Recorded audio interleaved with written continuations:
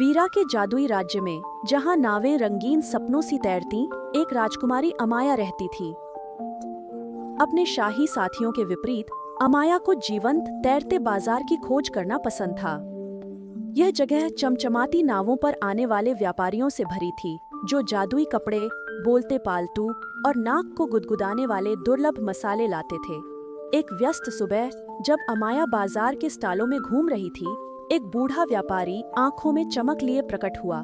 उसने अमाया को घुमावदार धुंध से भरी एक छोटी कांच की बोतल दी। इसमें राज्य के भाग्य का रहस्य छिपा है। वह रहस्यमय ढंग से फुसफुसाया, फिर भीड़ में गायब हो गया। उस रात, जब चांदनी उसके कमरे में नाच रही थी, धुंध बोतल से निकलकर हवा में झिलमिलाते पैटर्न बनाने लगी।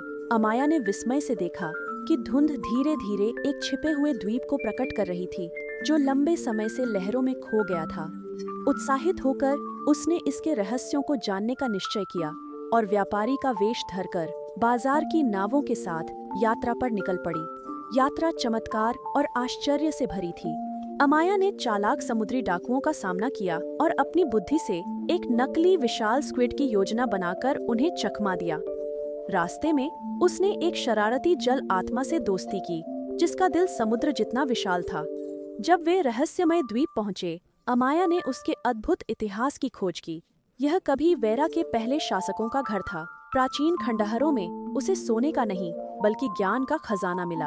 एक धूल भरी, भूली हुई किताब।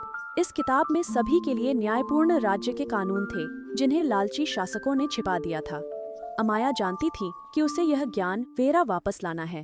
अपने साहस से उसने किताब के रहस्य बताए, राज्य को फिर से न्याय और खुशी की ओर प्रेरित किया।